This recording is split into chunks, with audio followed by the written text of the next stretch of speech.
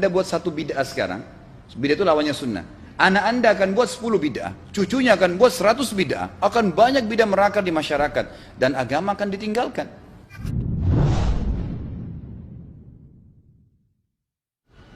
Imam pimpin doa setelah sholat, perayaan maulid Nabi, Isra Mi'raj dan zikir bersama itu bid'ah, tanda tanya. Karena setahu saya Rasulullah tidak pernah mencontohkan. Mohon penjelasannya Ustaz. Sudah pernah saya jelaskan. Rasulullah SAW adalah guru kita. Sepakati dulu poin ini. Tidak ada guru bagi umat Islam siapapun yang syahadat kecuali Nabi Muhammad SAW. Ini disepakati dulu. Semua dai dan ulama adalah pewaris beliau. Artinya harus mewariskan ilmu yang beliau ajarkan. Apa yang diajarkan itu yang disampaikan ke umat. Yang tidak diajarkan mereka larang agar dikerjakan. Kan begitu mestinya. Ini kaidahnya dulu. Masalah kasus ada orang imam pimpin doa setelah sholat. Jangan dibahas doanya. Doa adalah ibadah. Tapi begini, sebelum Anda kerjakan satu ibadah, tanya. Saya mau ziarah kubur. Jangan ziarah kubur sebelum Anda tanya. Bagaimana Rasulullah SAW ziarah kubur. Agar jangan Anda buat-buat ziarah kubur itu. Adanya orang taruh kembang di kuburan, siram air, buat batu nisan, pasang lampu, baca zikir-zikir di sana. Karena dia mau ziarah kubur semaunya sendiri.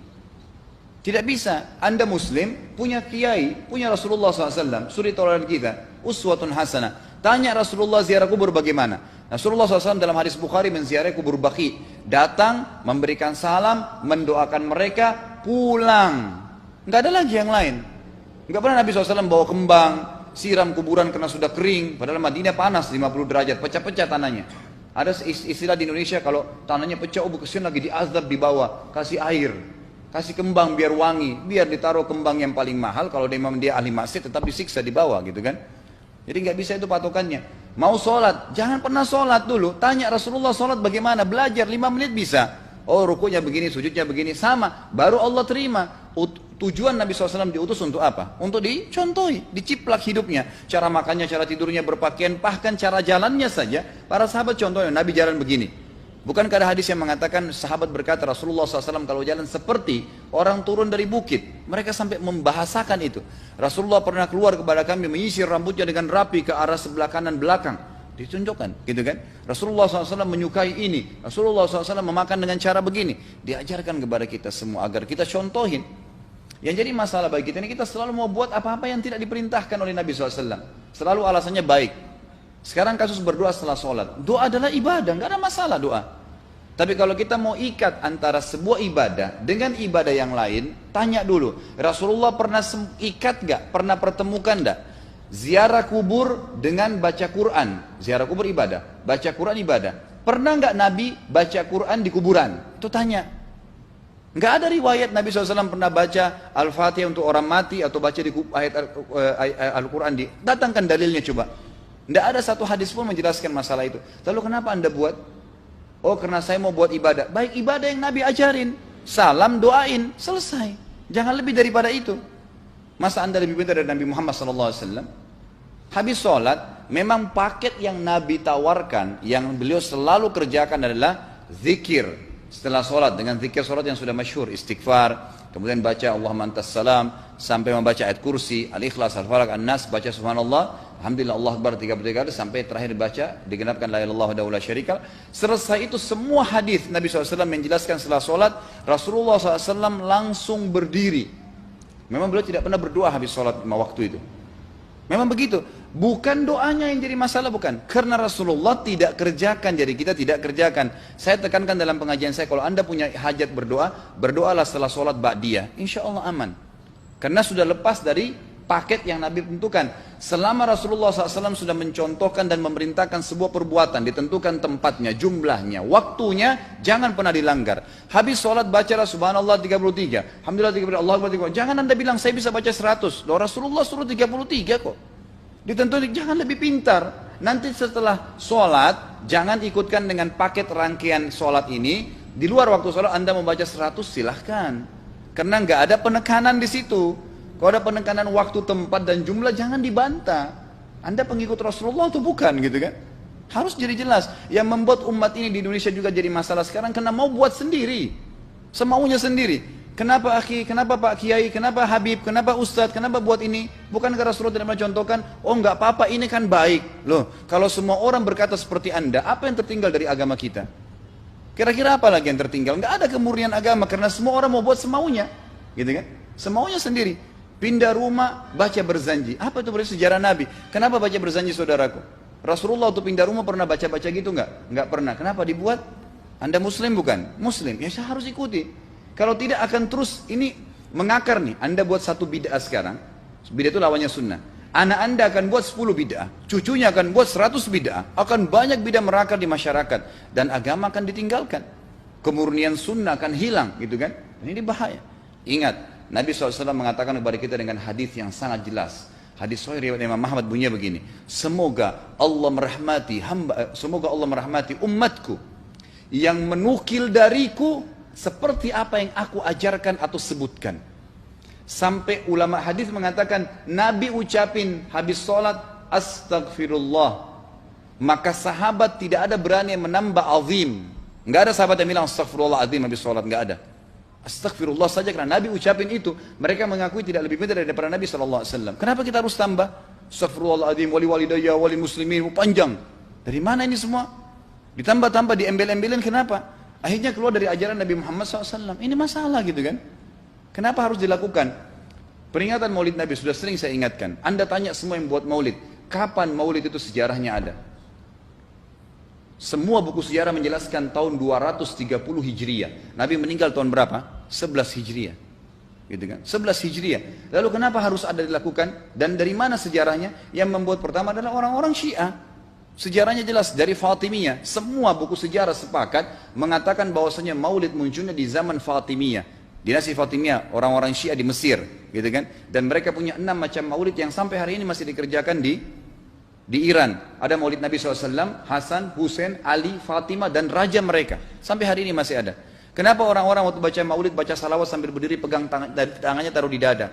Karena keyakinan orang Syiah, ruhnya Nabi SAW sedang lewat. Anda tahu nggak itu?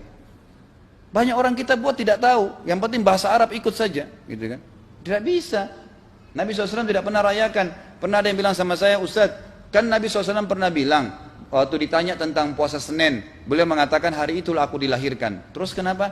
Berarti boleh merayakan ulang tahun hari Senin, gitu kan?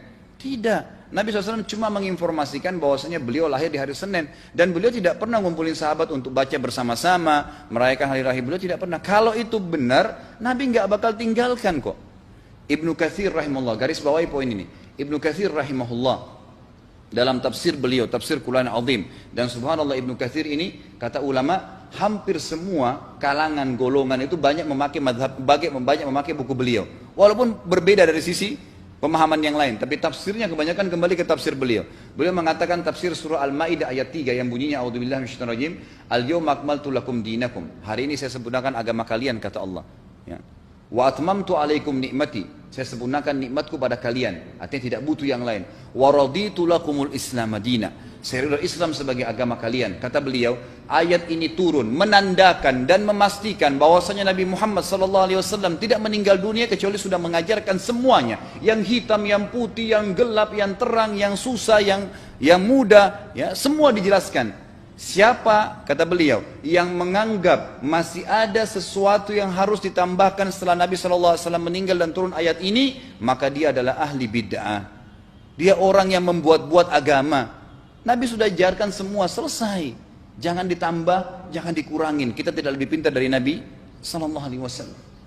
Nabi nggak pernah rayakan hari lahirnya, jangan dirayain, selesai. Emang kenapa kalau kita nggak rayain? Kenapa? Tangan kita terputus? Enggak. Masih banyak ibadah yang disunnahkan gitu. Sama dengan kasus Isra dan Mi'raj. Kejadian besar dalam Islam.